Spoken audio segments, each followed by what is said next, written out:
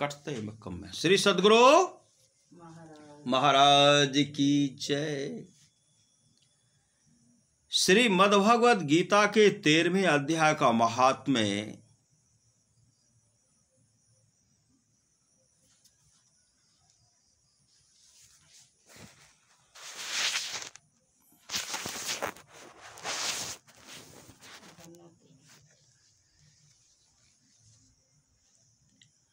श्री महादेव जी कहते हैं, पार्वती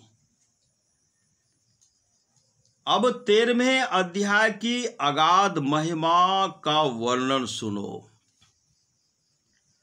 उसको सुनने से तुम बहुत प्रसन्न होगे। दक्षिण दिशा में तुंगभद्रा नाम की एक बहुत बड़ी नदी है। उसके किनारे हरिहरपुर नामक रमणीय नगर बसा हुआ है। वहां हरिहर नाम से साक्षात भगवान शिव जी विराजमान हैं, जिनके दर्शन मात्र से परम कल्याण की प्राप्ति होती है। हरिहरपुर में हरि दीक्षित नामक एक श्रोत्रिय ब्राह्मण रहते थे, जो तपस्या और स्वाध्याय में संलग्न तथा वेदों के पारगामी विद्वान थे। उनके एक स्त्री थी, जिसे लोग दुराचारा कहकर पुकारते थे। इस नाम के अनुसार ही उसके कर्म भी थे। वह सदा पति को कुवाच्य कहती थी। उसने कभी भी उनके साथ सन नहीं किया।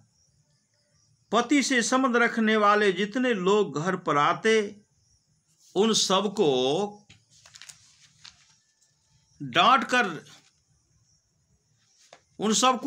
बताती और स्वयं कामोन्मत्त होकर निरंतर व्यभिचारियों के साथ रमन किया करती थी। एक दिन नगर को इधर उधर आते जाते हुए पूर्ववासियों से भरा देख उसने निर्जन एवं दुर्गम वन में अपने लिए संकेत स्थान बना लिया। एक समय रात में किसी कामी को न पाकर वह घर के किवाड़ खोल नगर से बाहर संकेत स्थान पर चली गई। उस समय उसका चित्त काम से मोहित हो रहा था।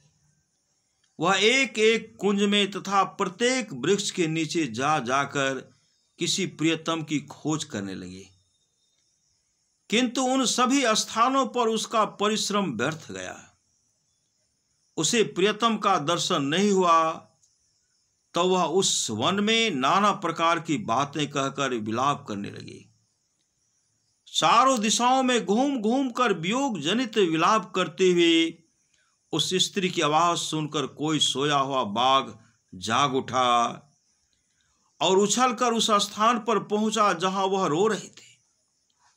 उधर वह भी उसे आते देख किसी प्रेमी की आशंका से उसके सामने खड़ी होने के लिए ओट से बाहर निकल आए।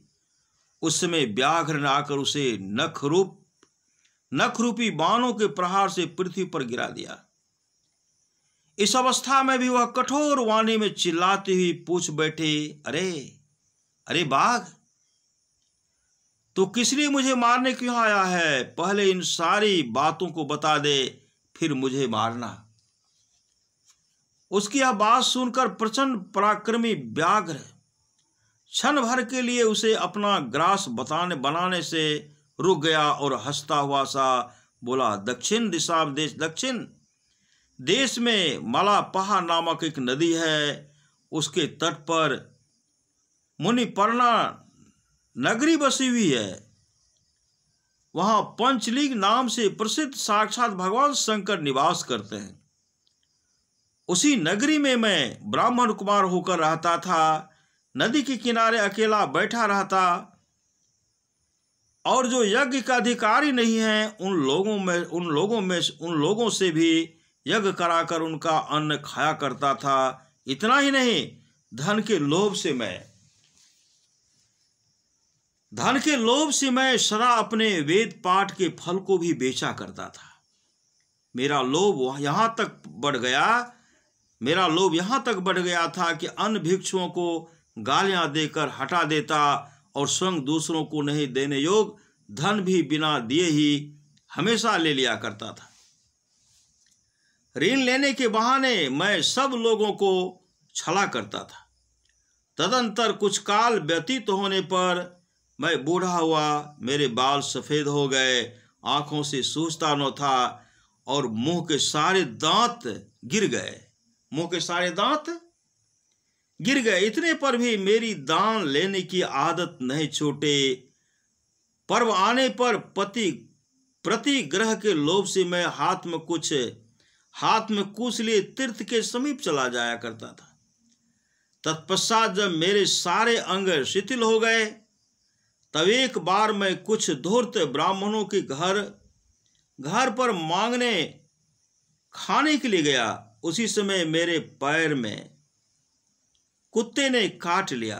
तब मैं मूर्छित होकर क्षण भर में पृथ्वी पर गिर पड़ा। मेरे प्राण निकल गए। उसके बाद मैं इसी व्याघ्र योनि में उत्पन्न हुआ। तब से इस दुर्गम वन में रहता हूं तथा अपने पूर्व पापों को याद करके कभी धर्मिष्ठ महात्मा, यति, साधु पुरुष तथा सती स्त्रियों को मैं नहीं खाता। पापी, दुराचारी तथा कुलटा स्त्रियों को ही मैं अपना भक्ष बनाता हूं। अतः कुलटा होने के कारण तो अवश्य मेरा ग्रास बनेगी। यों कहकर वह अपने कठोर नखों से उसके शरीर के टुकड़े टुकड़े करके खा गया। इसके बाद यमराज के दूत उस पापनी को संयमनी पुरी में ले गए। वहां यमराज की आज्ञा से उन्होंने अनेकों बार उसे विष्ठा, मूत्र और रक्त से भरे हुए भयानक कुंडों में गिराया। करोड़ों कल्पों तक उसमें रखने के बाद उसे वहां से ले आकर 100 मनवंतरों तक रौरव नरक में रखा। फिर चारों ओर मुंह करके दीन भाव से रोती हुई उस पापनी को वहां से खींचकर दहनानन नामक नरक में गिराया। उस समय उसके केस खुले हुए थे और शरीर भयानक दिखाई देता था। इस प्रकार घोर नरक यातना भोग चूकने पर वह महापाप ने इस लोक में आकर चंडाल योनि में उत्पन्न हुई। चंडाल के घर में भी प्रतिदिन बढ़ती हुई वह पूर्व जन्म के अभ्यास से पूर्ववत पापों में प्रवृत्त रही। फिर उसे कोढ़ और राजक्षमा का रोग हो गया। नेत्रों में पीड़ा होने लगी। फिर कुछ काल के पश्चात वह पुनः अपने निवास स्थान हरिहरपुर को गई, जहाँ भगवान शिव के अंतःपुर की स्वामिनी जम्भका देवी विराजमान है। वहां उसने वासुदेव नामक एक पवित्र ब्राह्मण का दर्शन किया, जो निरंतर गीता के 13वें अध्याय का पाठ करता रहता था।